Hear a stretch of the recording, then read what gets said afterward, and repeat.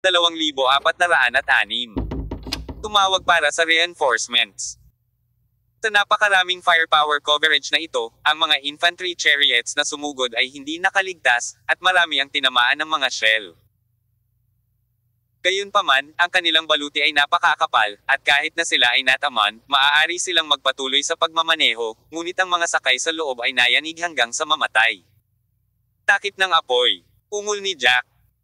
Sa sandaling bumaba ang kanyang boses, ang mga mabibigat na machine gun sa mga karwahe ay nagpaputok lahat. Ito ay isang kumpletong counter-attack nang hindi nagsisave ng mga bala. Ang firepower network na nabuo ng 12 mabibigat na machine gun ay sumasakop sa mga nakaraang posisyon ng mga individual na rocket launcher at mortar. Pinaikit ni Surui ang kanyang mga mata. Magtago ka, hayaan silang tumakbo. Huwag magkaroon ng anumang casualty sa oras na ito. Hindi niya talaga siya titigilan. Ang mga bala ay bumuhos dito na parang walang pera, ngunit ang Temple of the Sun ay walang anumang counterattack. Umalis ka dito. Magtipon ng mga reinforcement. Ungol ni Jack. Dahil ngayon lang sumabog ang pader ng patio, lumipad ang graba sa buong lugar, na yumanig kay Rabasen sa lupa.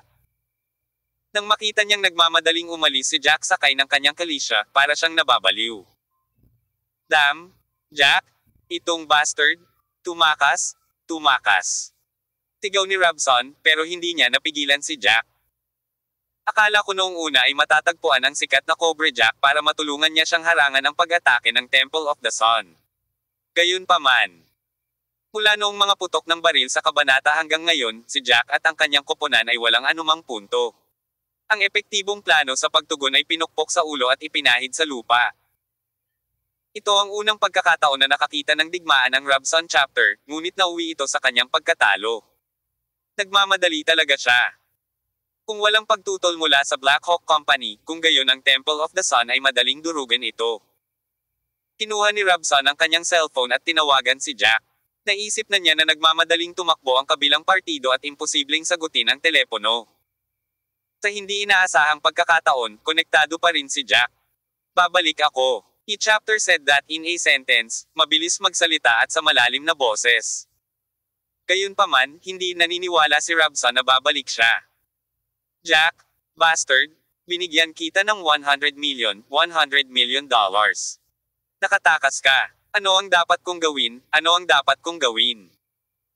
Si Jack ay nasa napakasamang kalooban, at pagkatapos ng labanan ay ganito, naramdaman din niya na nawala ang lahat ng mukha niya. Sabi ko, babalik ako. Sinabi ko rin na kaya kong talunin ang templo ng araw. Naniniwala ka ba? Umungol si Robson na may malungkot na ekspresyon. Damn bastard, kung aalis ka, siguradong hindi ka na babalik. Sumigaw din si Jack. Sabi ko babalik ako, at babalik talaga ako. Sige, hihintayin kitang bumalik. Pagbalik mo man lamig katawan ko. Ngayon na, damn bastard. I wish you and your company all hell. Galit na nagmura si Robson. Direktang ibinaba ni Jack ang tawag, at pagkatapos ay tumitig sa unahan. Patuloy na panatilihin ang pagsugpo sa firepower, siguraduhing magmadaling lumabas. Patuloy na umaatake. Masyadong malakas ang kapangyarihang nalilikha ng mabibigat na machine gun sa mga karwahe. Sa kasong ito, natural na nais ng Sun Temple na maiwasan ang mga hindi kinakailangang casualty. Pagkatapos ng lahat, ang kanilang pangunahing layunin ay ang pamilya Malmo at Robson. Ibinaba ni Jack ang tawag kay Robson at agad na tinawag ang isa pang tao. Kuya, hinihingi ko ang iyong suporta. Sabi ni Jack, napakasakit ng pandinig niya dahil sa umaalingaw-ngaw na tunog ng kalisya. Jack, humingi ng suporta sa akin. Napakaraming mabibigat na armas na raw ang kinuha mo sa pagkakataong ito. Pero hindi ka pa rin nakakapanalo. Hindi ito ang Middle East battlefield, ito ang Europe, sa maliliit na pagsalakay, sino ang iyong kalaban? Parang may kaunting pagtataka sa telepono. Oo, kuya. Ang boses ni Jack ay walang awa at mabangis. Kaya sa pagkakataong ito nakilala ko ang templo ng araw at si Apollo. Bakit mo ito pinoprovoke? Sumakay sa kanila. Ang kabilang dulo ng telepono ay tila hindi maintindihan. Hindi mo ba alam na si Apollo ay isang baliw na aso na nanghuhuli at nangangagat? Ah, pumahing. Si Surui. Na 2 kilometro ang layo, ay bumahing ng 2 beses sa isang hilera, pagkatapos ay hinimas ang kanyang ilong at sinabi sa kanyang sarili, ano ang problema, mayroon ka bang sipon? Bahagya siyang sinulyapan ng strategist. Sa palagay ko ay may sumasaway sa iyo, at ang panunumbat ay medyo malupit. Oo nga, sa sandaling bumagsak ang boses ng sarhento, si Surui ay bumahing ng ilang beses ng sunod-sunod. Muntik na siyang lumipad. Kilala ko siya, isa akong baliw na aso, pero isa akong ulupong. Isa akong ulupong. Adik pa rin si Jack sa nakaraang halo, at sumigaw. Kakagitin ko siya hanggang mamatay. Ipinapayo ko sa iyo na huminto ngayon at huwag magpatuloy. Ang kabilang panig ay nagpatuloy. Hindi ngayon ang oras upang magkaroon ng salungatan sa templo ng araw. Kung si Apollo ay iniimbestigahan para dito, baka hindi kita maprotektahan. Kuya, hindi ka man lang natatakot sa opinyon ng publiko sa mundo, pero takot ka pa rin sa isang Apollo lang. Namula si Jack. Hindi ako makahinga. Dapat kong bayaran ang Sun Temple. Tunay nga, ang pag-atres lang ng ganito ay walang pinagkaiba sa pagtakas, at nakakahiya din na talikuran ang pagtakas ng amo. Kung ang salita ay kumalat. Pagkatapos ay Cobra Jack ay din huwag makihalubilo sa mercenaryong bilog. Sino ang maglalakas loob na ipagkatiwala sa kanya ang gawain? Hindi ba't iyon ang ginagawa niya sa sarili niya? Ang public opinion of the world na sinabi lang ni Jack ay tumutukoy sa mga insidente ng pang-aabuso sa mga bilanggo. Matapos mailantad ang iskandalo, nagsimulang tuligsain ng buong mundo ang Black Hawk Company. Na iniisip na sila ay masyadong malupit at hindi makatao. Malakas pang ang lumapit ang ilang mga boss at hiniling na ibigay ng Black Hawk Company si Jack sa lahat, isang account.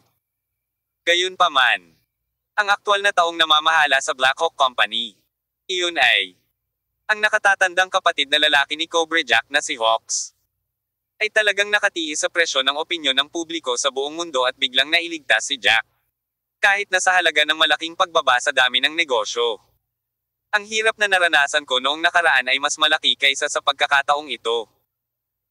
Gayunpaman, sa pagkakataong ito, pinili ng nakatatandang kapatid ni Jack na si Hawks na lumayo. Sinabi pa niyang baka hindi na niya mailigtas si Jack sa pagkakataong ito. Naging leader din si Hawks sa mercenaryong mundo sa nakalipas na 10 taon. Siya ay nagmula sa isang partikular na Marine Corps sa kanyang mga unang taon. Nakipaglaban siya sa ilang tanyag na pamban. Tangdigmaan at gumawa ng maraming pagsasamantalang militar. Pagkatapos magretiro, gumawa siya ng isang pangalan para sa kanyang sarili sa bilog ng mga mersenaryo, at pagkatapos ay itinatag ang Black Hawk Company. Sa nakalipas na ilang taon, ang Black Hawk Company ay tumanggap ng maraming malalaking order. At ginawa rin itong isa si Hawk sa ilang bigwig sa mersenaryong mundo. Sa katunayan, kung nais ni Hawks na gawin ang kanyang sarili, hindi imposibleng maging isang puwersang antas ng Diyos sa madilim na mundo. Ngunit kung tutuusin, ang mersenaryong kumpanya ay may malaking dami ng negosyo at nakakatakot na kita. Kung ikukumpara sa kompetisyon para sa hegemonya sa madilim na mundo, mas kaunti ang mga bagay na dapat ipag-alala. Hindi lahat ay nagmamalasakit sa pamagat ng Diyos gaya ng Beerhoff. Ang Hawks na ito ay palaging walang takot. Mas malupit pa sa nakababatang kapatid ni Cobra, ngunit sa pagkakataong ito, talagang hiniling niya kay Jack na tiisin ang Temple of the Sun. Kung wala na, nag-iisa si Jack na hindi makayanan. Hawks, alam mo bang binugbog ako ni Apollo na parang reservoir dog? Kung hindi ako maghiganti, wala akong mukha. Patayin mo na lang ang sarili ko. Sumigaw si Jack. Bukod dito, napakaraming tao ang nawala sa atin at napakaraming nawala, kaya mabibilang ba ang bagay na ito? Hindi ba ang paghihiganting ito ay hindi na paghihiganti? Nakakatuwa talaga ang logic ni Jack. Hindi ba babasa? Kinuha nila ang gawain at nagkusa na harangan ang templo ng araw. Gaano man karami ang natamo nila. Responsibilidad nila iyon. Bukod dito, ang usapin ng mga mersenaryo ay, sa huling pagsusuri, isang negosyo, at ang tinatawag na ang puot ay ganap na walang kaugnayan. Kaya ito ay karaniwang walang kaparerekon para kay Jack na sabihin iyon. Kung ganoon, nag-isip sandali si Hawks. Paano kung hilingin ko sa Black Hawks na takpan ang iyong pag-urong? Black Hawks. Nagulat si Jack sa narinig niya. Malalaman mo sa pangalan pa lang na ang Black Hawk Brigade na ito ay talagang ang pinaka-elite fighting force sa buong Black Hawk Company.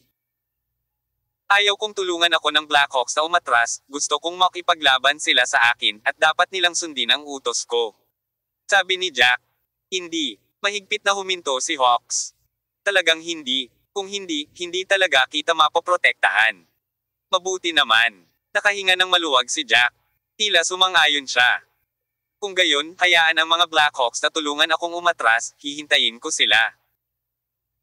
Pagkababa ng telepono, ngumisi si Jack, tumingin siya sa The Malmo Family Manor, na mas malayo at mas malayo sa kanya, sinabi, babalik ako kaagad. Upang mangolekta ng pera at mapawi ang mga sakuna para sa iba. Sa ibabaw lang, ginagawa ito ni Jack. Siya ay lubos na nakatuon, ngunit kung siya ay babalik muli, kung ito ay upang tulungan sila Beson o upang maghayganti sa templo ng araw, hindi madaling sabihin. Akala ni Jack ay umalis na siya sa paligid ng Sun Temple, kaya unti-unting lumuwag ang kanyang mga ugat. Magpatuloy sa pagpapabilis, hindi na kailangan ng firepower, umalis ka rito sa lalong madaling panahon. Sinabi niya. Gayunpaman, nang isipin niya ang tungkol sa pagkawala ng karamihan sa kanyang lakas tao ngayon, siya ay nasa napakasamang kalagayan. Ngunit, sa sandaling ito, biglang tumayo si Victoria mula sa damuhan. Sa kanyang mga balikat, bitbit din niya ang isang single sundalo na bazooka. Pwede bang hayaan mo na lang na tumakbo ka ng ganito? Kailangan mong ibalik ang interes. Sabi, hinailan niya ang gatilyo. Boom! Isang apoy na dragon, umuungal. Mukhang nakakasilaw sa dilim. Ang apoy na dragon na ito ay bumangga sa gilid ng karwahe sa harapan. Ang marahas na pagsabog ay halos natigilan ang mga tao sa kalisya, at ang mga riles sa gilid ng kalisya ay natangay din. Ang isang kalisya sa likod nito ay hindi makapagpreno ng sapat, at bumangga sa puwitan ng kotse na ito. Kabanata 2408. Walang takas. Inakala ni Cobra Jack na maayos ang rutang pagtakas niya, ngunit sa hindi inaasahang pagkakataon ay may nangyaring hindi inaasahan sa oras na ito. Wala siya sa isa sa mga karwahe ng Kabanata 1 na tinamaan, ngunit sa pangalawang karwahe ng Kabanata 2. Bagamat hindi siya tinamaan ng mga kabibi, ang impact kanina ay sobrang hindi siya komportable. Nakasubsob ang noo ni Jack sa sulok ng karwahe. At agad na lumitaw ang isang butas ng dugo. Agad na natakpan ng dugo ang kalahati ng kanyang mukha, at hindi niya maimulat ang isa niyang mata. Malungkot pa rin ang mukha niya. Walang pakialam si Jack na panasan ng dugo sa kanyang mukha, at agad na sumigaw. Dumb bastard, lumayas ka, lahat ay pinipigilan ng putok. Kaya, lahat ng machine gun at machine gun ay nakatutok lahat sa lugar kung saan nagtatago noon si Victoria, at nagsimula ng malaking lugar ng apoy. Sa napakalakas na ulan ng bala, mahirap para sa sinuman na makatakas. Ngunit pagkatapos magpaputok ng isang putok si Victoria, wala siyang balak na tamaan ang chapter ng 2 beses, hinagis niya ang bazooka, tumalikod at tumalon sa likod ng malaking bato. Ang lokasyon ng ambush na ito ay pinili niya mula pa sa simula. Mula noong siya ay nasa templo ng araw. Si Victoria ay dumaan sa maraming laban, at natural niyang inasahan ang mga posibleng kahihinatnan. Halos pagkalapag na ng katawan ni Victoria sa likod ng bato, bumuhos ang napakalakas na ulan ng mga bala. Siyempre, ang mga bala ay karaniwang bulag, at hindi sila bumubuo ng isang partikular na tumpak na suntok. Sa sandaling ito, dumilat si Surui sa lugar na ito at nagbigay ng isa pang utos. Pagsakop sa sunog, magsimula. Isa pang round. Ilang mortar at bazooka ang muling nag-shoot ng nakakasilaw na mga kurba sa gabi. Boom boom. Patuloy na pagsabog sa tunog, hindi mabilang na usok at alikabok ang bumabalot sa mga infantry chariots na iyon. Kung ikukumpara sa saklaw ng firepower na ito, ang tunog ng mga machine gun sa mga infantry chariots ay hindi nagkakahalaga ng pagbanggit. Bukod, tila ito ay imposibleng ipagsapalaran ang iyong buhay upang magpaputok ng anumang putok ngayon. Maaari ka lamang magtago sa makapal na baluti. Umuwi ka dali. Mabilis na umatras, sigaw ni Jack. Si Surui ay hindi magalang sa oras na ito, at direktang sinabi. Iputok ang lahat ng mga shell, huwag itago ang mga ito. Ang kabilang partido ay walang intensyon ng counterattack, at ngayon ay oras na upang talunin ang mga underdog, hanggang kailan. Kaya, nagsimula ang isang mas marahas na pambobomba. Sa ilalim ng kalangitan sa gabi, nakakabingi ang lahat.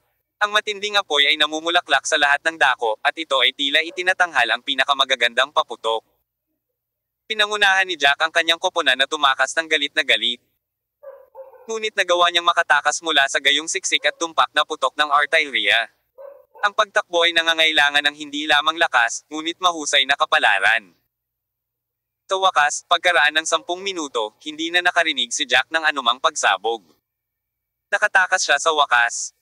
Tinaas ang takip ng kalisya, lumingon si Jack sa likod, ngunit agad siyang napatulala. Sa likod ng kanyang sasakyan, may kalisya na pahilig na sumunod. Tulad ng para sa iba pang dosina o higit pang mga kotse, lahat sila ay wala na. Napuno agad ng galit ang mga mata ni Jack. Damn bastard! Anong ginagawa mo? Nasaan kayong mga tao? Nasaan ang inyong mga tao? Si Jack ay patuloy na sumisigaw sa pamamagitan ng tagapagbalita, ngunit ang tanging tugon sa kanya ay katahimikan. Katahimikan na parang kamatayan. Pakiramdam ni Jack ay tuluyan ng bumagsak ang kanyang katawan, at tila naalis ang lahat ng kanyang lakas. Nagdala siya ng napakaraming mabibigat na armas at napakaraming tao, ngunit 2 sasakyan lang ang nakatakas kasama niya. Kasama ang kanyang sarili, mayroon lamang 5 tao sa kabuuan. Matinding casualties. Ang mga taong ito ay pawang mga elite ng Black Hawk Company. Dumaan sila sa daan-daang pakikipaglaban kay Jack sa larangan ng digmaan sa gitnang silangan. Ngunit ngayon, walang awang pinunit ng artilleria ang kanilang mga katawan, na naging sanhi ng pagkawala ng kanilang buhay magpakailanman. Umungol si Jack. Babalik ako. Apollo, hintayin mo ako. Sa buhay ko, kailangan kitang patayin, dapat kong sirain ang templo ng araw. Lumapit si Jack sa marangal na paraan. Akala niya ay makakagawa siya ng magandang ambush mula sa Temple of the Sun. Ngunit sa hindi inaasahang pagkakataon, ginawa siyang hubad na commander ng Temple of the Sun. Ang tanging 2 karwahe, na mukhang lubhang madilim at katawa-tawa. Sa totoo lang, hindi lahat ng tauhan ni Jack ay namatay. Bagaman ang karamihan sa mga karwahe ay binomba at hindi makagalaw. Ang makapal na baluti ay may mahusay na papel. Marami sa kanila ang natamba dahil sa pagkabigla, at pagkatapos ay kinaladkad palabas ng mga tao ng Sun Temple, at direktang naging mga bilanggo. Hindi ko alam kung kailan. Umalis na si Surui at ang military advisor sa gilid ng burol at pumunta sa ibaba. Pinilang ni Huang Ziyao ang mga numero. At pagkatapos ay sinabi, "Brother, kabuoang 32 tao ang nahuli." Maging optimistiko tungkol sa kanila, sabi ni Surui. Hindi siya tumingin sa mga bihag, ngunit tumingin sa unahan. 100 metro sa kanyang harapan ang tarangkahan ng pamilya Malmo na binomba sa mga guho. Pumagsak na ang mga pader ng gate at courtyard, at ang mga gusali sa loob ng manor ay hindi na nakaharang. Ang pangkalahatang sitwasyon ay napagpasyahan. Sa sandaling ito, higit sa 12 mga searchlight ang naiilawan na sa paligid. At ang malalakas na sinag ng liwanag ay sumikat sa manor mula sa iba't ibang direksyon, na nagpapalamig sa kapaligiran ng buong eksena. Napapalibutan na pala ng Temple of the Sun ang manor na ito. Ang kanilang anggulo sa pag-atake ay higit pa sa harapan. Ang mga taong iyon ng pamilya Malmo ay gumugol ng isang nanginginig na gabi. Nang ang tunog ng mga baril ay umalangaw-ngaw sa kanilang mga tainga. Ang mga taong ito ay tila naramdaman na para bang dumating na ang katapusan ng mundo, ngunit, nang huminto ang tunog ng mga baril at ang mundo ay tumahimik.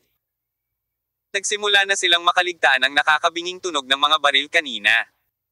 Dahil, ang katahimikan na ito ay nangangahulugan na ang pangkalahatang sitwasyon ay naayos na. Natalo si Black Hawk, natalo si Labesan. At ang buong pamilya Malmo ay ganap na tumambad sa nguso ng Sun Temple. Naisip nila na kahit walang mga mersenaryo, tapat na ang mga bodyguard sa pamilya para i-pressure ang Temple of the Sun. At walang magiging problema kung lumaban kahit 1 araw o 2. Ngunit hindi nila inaasahan na sa maikling panahon sa loob ng 1 oras. Ang Templo ng Araw, sa isang mapanirang paraan, ay itinapon ang baluti at baluti ni Cobra Jack at ng kanyang mga nasasakupan na armado ng mabigat na firepower. Ang mga bodyguard ng pamilya Malmo ay medyo iba sa mga bodyguard ng Black Hawk Company. Gayunpaman, ang isang malupit na karakter bilang Jack Cobra ay maaaring patayin ng Temple of the Sun tulad ng pagpuputol ng mga melon at gulay. Ano pa bang masasabi? Sa pagkakataong ito, bukod sa pagsuko, ano pa ang magagawa nila kundi ang yumuko at hayaan ang iba nakatayin? Talagang hindi. Ang mga taong ito ay lahat ay puro sa kastilyo ni Shilp, tahimik na naghihintay sa paghuhukom ng kapalaran. Siyempre, hindi nila naisip na ang Sun Temple ay magiging napakayabang na papatayin nilang lahat. Ngunit labis na nasaktan nila Beson ang madilim na puwersang ito kaya natakot siya na si Apollo, ang Diyos ng araw, ay tanggapin ang bagay na ito. Dalhin ang galit sa kanilang mga ulo. Si Silk ay nanatili sa kanyang silid. Bagamat pagkatapos ng paghagis kanina ni Robson sa silid ay naiinis na siya sa bahay na ito. Ngunit walang paraan, laging naroon si Nora. Dito, dapat kasama siya. In a sense, mas mabigat ang babaeng ito kaysa sa kanya. Wala pa bang planong kumilos ang nasa likod mo? Sinabi ni Shilp. Kung hindi siya muling kumilos, natatakot ako na ang lahat ng mga bunga ng pamilya Malmo ay kukunin ng templo ng araw. Puro puting silk pijama ang suot ni Nora at mukhang tamad. Noong kasi simula pa lang ng putukan. Wala siyang panik. Lagi siyang nakatayo sa harap ng bintana at humihitit ng sigarilyo. Tahimik na tinitingnan ito ng tahimik, ang ugali na ito ay ganap na hindi tugma sa magulong larangan ng digmaan sa labas, at tila hindi sila nasa parehong dimensyon. Kung hahayaan mo siya, mas magiging magulo ang pamilya mo, di ba? Ibinaling ni Nora ang kanyang mukha, bahagyang nakaawang ang kanyang mapupulang labi, at huminga ng usok. Kung ako ang nasa likod ko kung ang taong mula sa iyo ay makialam din, natatakot akong maputol ang dati mong asyenda. Naikuyom ni Silk ang kanyang mga kamao, hindi niya talaga alam kung paano ilalabas ang kanyang nararamdaman ngayon. Tama si Nora, pero medyo ayaw pa rin niya, lalo na si Oo, sa mga pagkakataong nakagawa na ng ganitong kasamaan si Robson. Mabangis na nagngangalit ang kanyang mga ngipin, sinabi ni Shilp. Mas mabuting hayaan ang templo ng araw na patayin ang hindi karapat-dapat na anak na ito. Hindi alam ni Robson na nakatayo pa rin sa damuhan kung narinig niya ito. Nakadapa siya ngayon sa lupa. Damn it the jerk Jack, who cheated me for 100 million, tumakas lang. Ang huling nakita ni Rob Senador ay si Jack na nagmamaneho ng karwahe hanggang sa malayo. Para kay Rob Senador, ang pagkilos ni Jack ay nangangahulugan na siya ay ganap na nawala. Siyempre, ang eksperto ay nanunood sa pintuan. Ang karaniwang tao ay nanunood ng saya. At mula sa pananaw ni Robson, nararamdaman niya na si Jack ay masyadong mahina. At siya ay halos hindi nakagawa ng anumang epektibong pagtutol sa templo ng araw. At siya ay mabilis na natalo. Sa katunayan, hindi dahil mahina si Jack, gumana ang mga taktika ng Sun Temple, at napakataas ng kanilang kahusayan, na naging dahilan ng pagkatalo ng Black Hawk Company. Maraming mga searchlight ang nagniningning sa labas, at ilang ilaw ang tumama sa lupa. Sa mukha ni Robson, hindi niya maimulat ang kanyang mga mata. Ngayon, ang lumang manor ng pamilya Malmo ay napapalibutan ng templo ng araw. Ngayon ay maaaring malaman ito ni Robson kahit na sa kanyang mga daliri sa paa. Ang mga miyembro ng pamilya na iyon ay dapat na minumura ang kanilang sarili. Ngunit isa na siyang patay na baboy at hindi natatakot na mapaso ng kumukulong tubig. Hinahanap ng Sun Temple ang pamilya Malmo. Kaya't huwag mo nang isipin ang pagmamalimaw sa sinuman sa kanila. Walang awa si Robson, kapag natapos siya, kasama niya ang mga tinatawag na kapamilya. Mabilis pa ring tumatakbo si Jack sa kanyang kalisya. Bagamat hindi siya hinabol ng templo ng araw, hindi siya nagpapahinga. Ang kahihiyang ito, tiyak na babayaran niya ito ng 100 beses ng 1,000 beses. Iniisip pa rin ng puso ni Jack, kapag sumali siya sa Black Hawk team, papatayin niya ang Temple of the Sun at babalik sa Carbine. Ngunit sa sandaling ito, biglang nagpreno ang kanyang kalisya. Anong problema? Galit na tanong ni Jack matapos mapelang. Boss, may humaharang sa daan.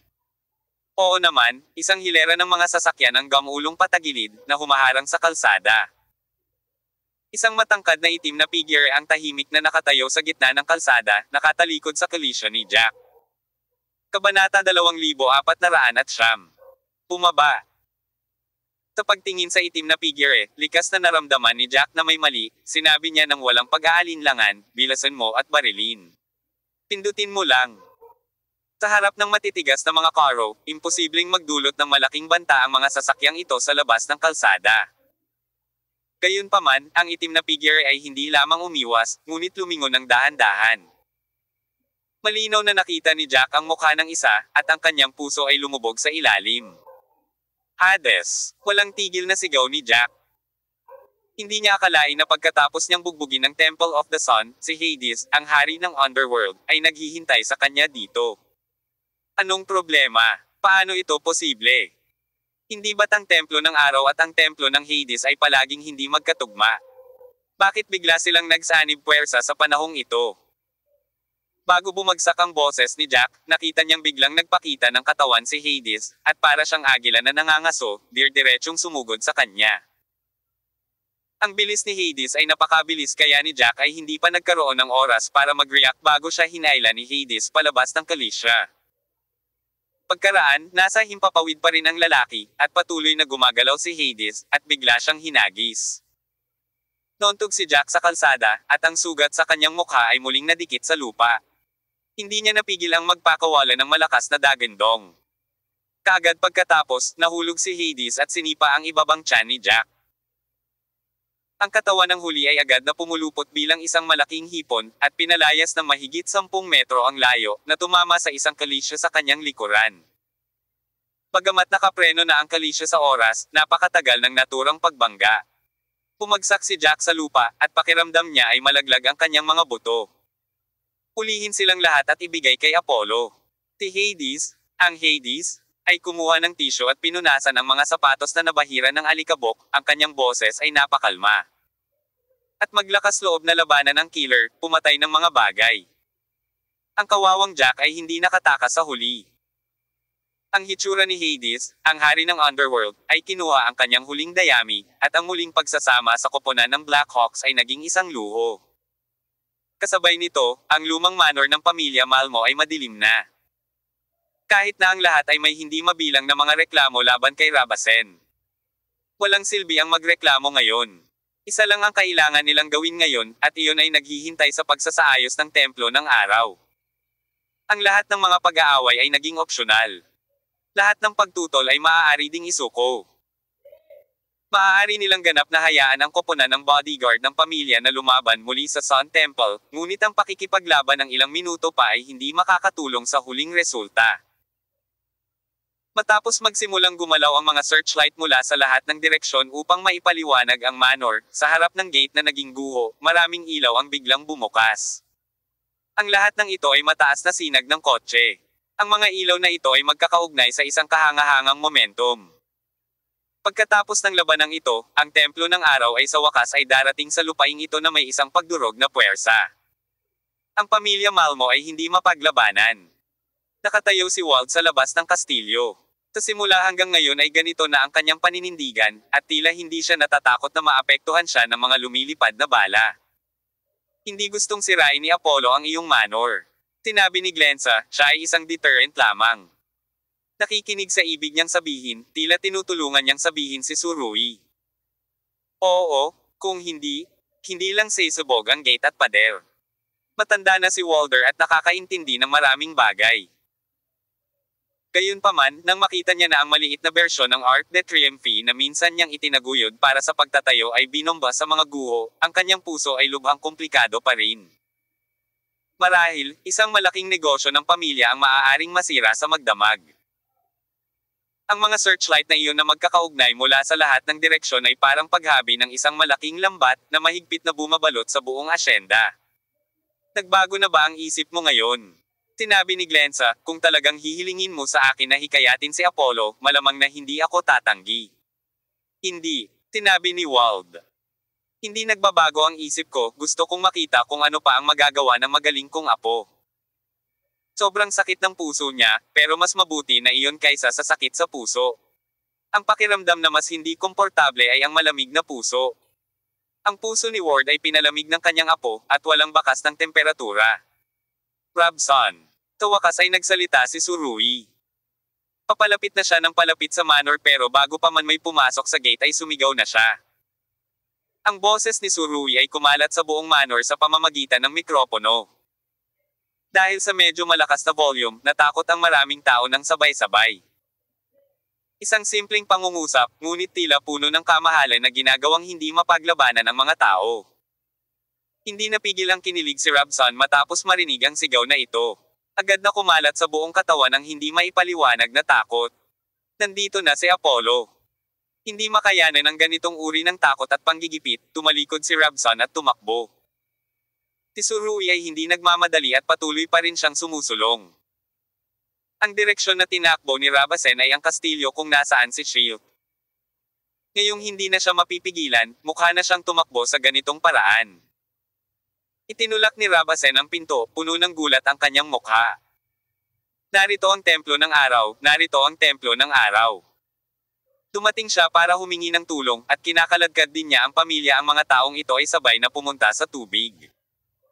Kung tapos na siya, walang mangiistorbo. Sabay-sabay tayong mamatay. Naglakas loob ka pa bang pumasok? Nahihiya ka bang pumasok? Walang hiya ka pa rin ba? Sabi ng isang lalaki. Natiyuhin din ni Rabasen, at nangangahas na magalit sa mga araw na ito. Ngayon, makakahinga na ako sa wakas. Hindi nakaramdam ng kahihiyan si Rabson, sa halip ay umungol na may malungkot na mukha. Ngayon, lahat kayo ay kailangang mamatay kasama ko. Sa palagay mo, maaari ka bang pabayaan ang templo ng araw? Maaari ba akong makaalis dito ng buhay? Totoo ang sinabi niya. Sa katunayan, hindi mapapatawad ng Temple of the Sun ang buong pamilya ng Malmo kahit ano pa ang mangyari, at tiyak na babayaran nila ang halaga kasama ang namumukod tanging anak ni Rabasen. Gayunpaman, sa sandaling ito, si Tsurui at ang kanyang military division ay nakatayo sa katawan ng isang raptor, nakatawid na sila sa gumuhong pader ng courtyard at pumasok sa manor. Rabson, lumabas ka, sabi ulit ni Tsurui. Umalangaw-ngaw sa bawat sulok ng mansyon ng solemna at nakaka-stress na boses na iyon. Rabson, tinatawag ka ng templo ng araw. Rabson, umalis ka na rito, huwag mo na kaming iframe ulit. Damn bastard, lahat kami ay masasaktan sa iyo. Isa-isang galit na galit ang mga kamag-anak kay Rabasen, at malapit na siyang malunod ng kanilang laway. Siyempre, hindi sila malupit gaya ng isa't isa, at hindi nila siya mabibitin. Ang usapin ng pagbangon at paghagupit. Tumayo si Tsurui sa kotse at muling sumigaw. Rabasen, hindi ka pa rin ba lalabas? Ngayon, sa open space ng napakalaking Malmo Manor, walang makikita, lahat ay nanginginig sa kwarto, at ang ilan ay pinapatay pa ang mga ilaw, baka maakit nila ang atensyon ni Tsurui. Ang gabing ito ang unang pagkakataon na nakita nila ang malakas na presyon ng mga puwersang antas ng Diyos. Natatakot akong mag-iwan sila ng anino habang buhay. At nang patayin ang mga ilaw sa napakaraming silid, kitang-kita ang The Castle, na naiilawan mula sa itaas hanggang sa ibaba. Malamig na tiningnan ni Tsurui ang kastilyo, at sinabing, kung hindi na muling lilito si Rabasen, hahayaan kong mamatay si Malmo kasama niya ang lahat ng miyembro ng pamilya. Maliwanag pa rin ang tono nito, ngunit may epekto pa rin ito sa pagpapanik ng mga tao. Matapos marinig ito, lalo pang nagkaroon ng kaguluhan at gulat sa kastilyo. Damn Rabson, lumabas ka na. Itapon natin siya. Ang sakuna na ito ay sanhi lamang ni Rabson, at walang kinalaman sa atin. Habang marami pa ring pinag-uusapan sa bulwagan, gumawa ng kilos si Tsurui. Kaya, ang orangutan na si Tarzan, na nakaupo sa nahuli na kalisya, ay ngumiti, hinawakan niya ang kanyan at pinaputok. Bang bang bang bang. Ang mga bala ay kasing siksik ng sumasabog na sitaw. Nabasag ng mga bala ng kanyan ang lahat ng salamin sa kastilyo, tingnan mo nakakaloka. Kailangang bumaba ang mga tao sa kastilyo, kung hindi ay tamaan sila ng mga bala. Kahit na, sina Nora at Shield na nakatayo sa ikalawang palapag ay kailangang humiga sa sahig at umiwas sa gilid sa ngayon. Bagay talaga sa panlasa ni Tarzan ang ganitong uri ng aksayadong paglalaro na walang gastos. Anyway, hindi nila binalak na kunin ang kalisya na ito. Hindi masama ang pakiramdam ko. Kaya, kalahating minuto lang, para sa lahat ng tao ng pamilyang Malmo, parang isang siglo na.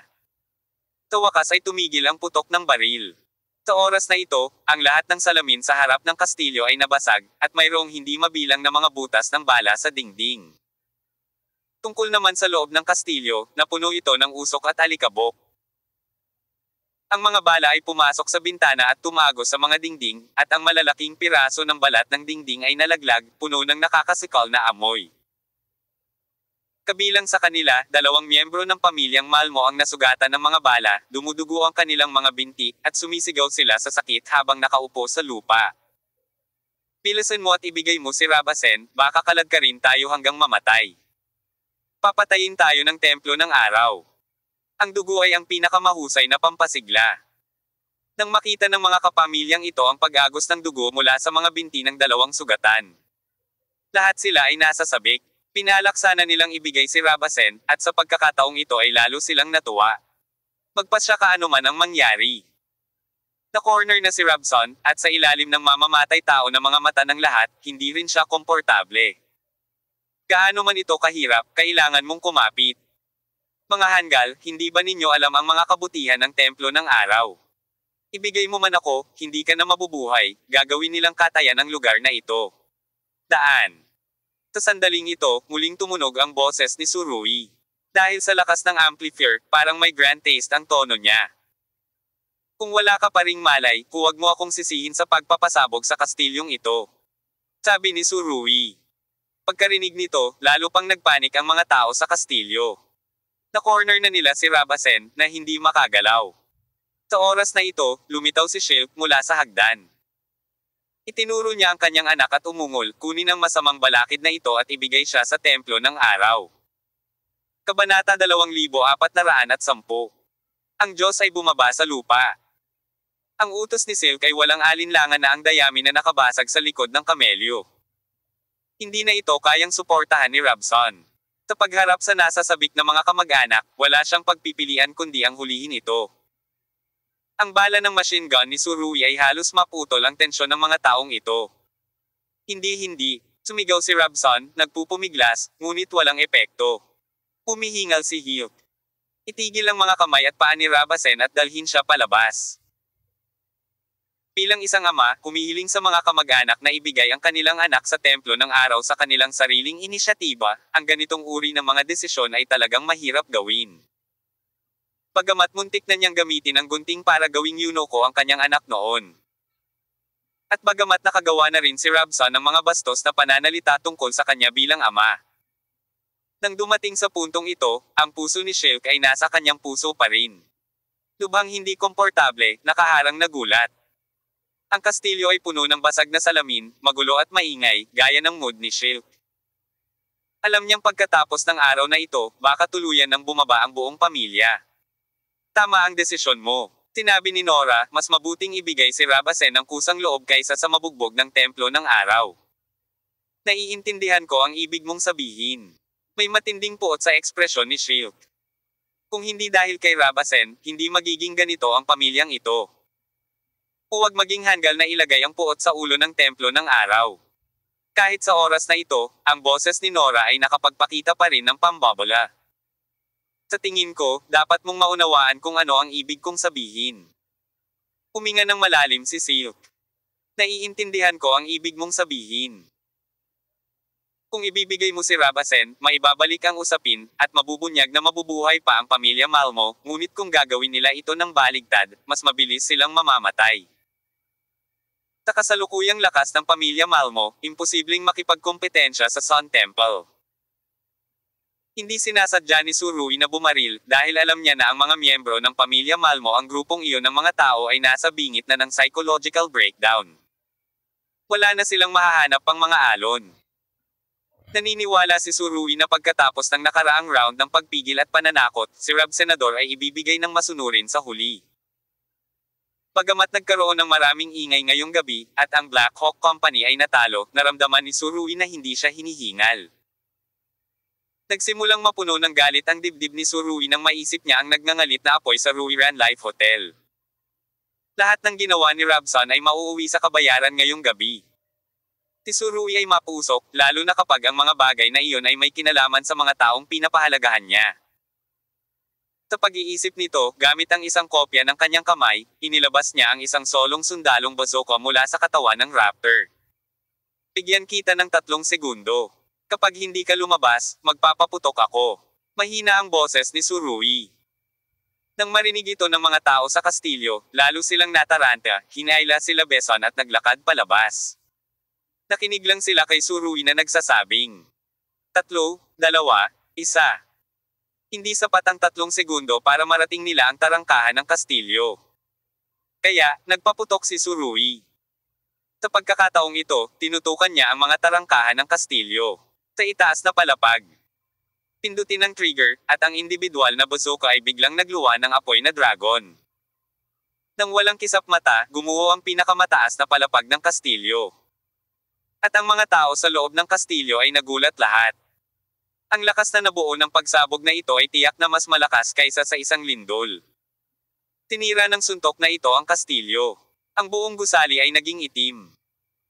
Dahil sa pagsabog na ito, ang mga tao ng pamilyang Malmo, na gumuho na, ay nakaramdam ng takot sa wakas. Dahil sa pagkawala ng kuryente. Ang loob ng kastilyo ay naging invisible sa isang iglap. Ang kondisyon ng paningin ay halos zero, at ang alikabok ay sunod-sunod na bumagsak, na naging sanhi ng pagputi ng buhok ng lahat sa sandaling ito. Ginawa ni Apollo, ang Diyos ng Araw, ang sinabi niya, wala pang 1 segundo sa loob ng 3 segundo. Ang mga taong ito ay lalong naguguluhan sa kanilang mga puso. Sa pagkakataong ito, ang pinasabog ni Apollo ay ang tuktok ng kastilyo. Kung maulit pa, baka mailibing silang lahat ng buhay. Pilasan mo paalisan mo ang tanggang ito kay Rabson. Pilasan mo, o mamamatay tayong lahat. Sigaw ng isang lalaki, at lahat sila ay takot na takot sa hangganan.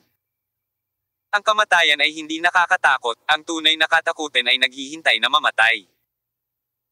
Tulad ng isang iniksyon, ang pinaka-nakakatakot ay kapag ang karayom ay umaaligid sa balat at hindi natusok. Hindi mo alam kung paano ka dadalhin ang kaaway sa impyerno. Hindi pinaputok ni Tsurui ang Kabanata 2. Dahil makalipas ang 3 segundo, ang lahat ay tumakbo na palabas ng kastilyo at sa kamay ng ilang nasa katanghaliang gulang na lalaki, hinihila pa rin nila si Rabasen. Ang matinding mga searchlight ay kumikinang pa rin mula sa lahat ng direksyon. Ginagawang ang bukas na espasyo ng buong manor ay parang araw, at si Tsurui ay nakatayo pa rin sa ibabaw ng Ford Raptor, na parang isang Diyos na bumababa mula sa lupa. Sa katunayan, ito ay totoo, ang mga Diyos ay bumaba. Ang Diyos ng araw na si Apollo, isa sa 12 Diyos, ay dumating sa Malmo Manor ngayon. Sa magkabilang panig ng Tsurui. Mahigit 20 sasakyan ang nakahilera, at ang mga high beam ay nagniningning lahat sa harapan, dahilan para hindi maimulat ng lahat sa pamilya Malmo ang kanilang mga mata. Sa ilalim ng malakas na liwanag, hindi nila makita ang mukha ni Tsurui at tanging anino lang ang nakikita nila, ngunit kitang-kita nila ang lamig at depresyon mula sa figurang ito. Nagmula sa kanyang katawan ang ganoong uri ng pamimilit, na para bang ito ay isang sangkap, na ginagawang malagkit ang hangin sa kanyang paligid. Nasaan si Rabson? Tanong ni Tsurui sa pamamagitan ng mikropono. Boses pa rin ang bumalot sa audience. Kasama ng makapangyarihang pamimilit na ito, naramdaman ng lahat ang palpitations ng puso. Ito ba ang kapangyarihan ng mga Diyos? Noong nakaraan, nakakarinig lamang sila ng ilang mga kwento tungkol sa mga tao sa antas ng Diyos sa mga alingawngaw. At hindi nila akalain na balang araw ay talagang makikita nila ito. Ngunit sa oras na ito, kapag ang Diyos ng araw na si Apollo ay dumating ng malakas, ang aura lamang na nagmumula sa inside out ay maaaring gumawa ng mga tao na hindi maituwid ang kanilang mga baywang. Ito ay magiging isang nakakatakot na proseso upang makipaglaro laban sa gayong tao. Pingi ba kayong lahat? Patuloy na nagtanong si Tsurui. Nasaan si Rabasen? Sa katunayan, nakita niya si Rabasen, ngunit nakita niya, at ang kabilang partido ay nagkusa na ibigay ang Rabasen, na dalawang magkaibang bagay. Gusto lang niyang gawing galit ang pamilya Malmo kay Rabasen, at gusto niyang gawing kaaway ang taong ito. Hindi kailanman naging napakahirap gumawa ng alitan sa pamilya. Kahit ang pamilyang nagkakaisa ay magkakaroon ng mga kapintasan. Dahil ang pamilya ay binubuo ng bawat individual na miyembro. Lahat sila ay tao, hanggat sila ay tao, magkakaroon ng mga kahinaan sa kalikasan ng tao.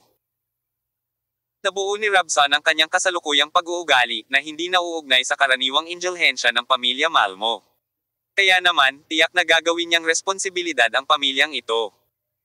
Matapos marinig ang mahinang dagandong ni Tsurui, ang mga tao ng pamilya Malmo sa wakas ay hindi na nag-alinlangan. Panginoong Apollo, narito na si Rabasen. Tila ay sumigaw pagkatapos ng tunog na ito, hindi lamang niya naramdaman na siya ay isang taksil at iniyuko ang kanyang ulo sa templo ng araw, sa kabaligtaran, ang lahat ay hinalinhan. Tawakas na ibigay ko na ang kalamidad na ito. Kasabay nito, sa ilalim ng kastilyo sa kabilang panig ng asyenda, si Walder at Grenza ay tahimik na nakatayo sa parehong lugar.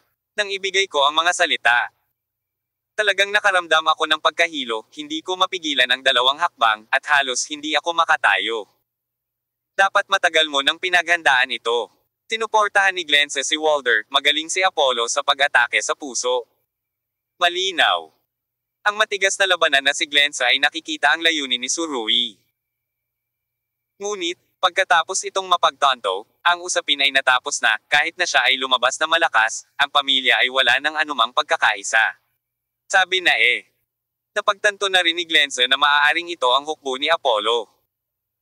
Imposibleng hindi malaman ni Apollo na ito ay gumugulong sa Malmo Manor.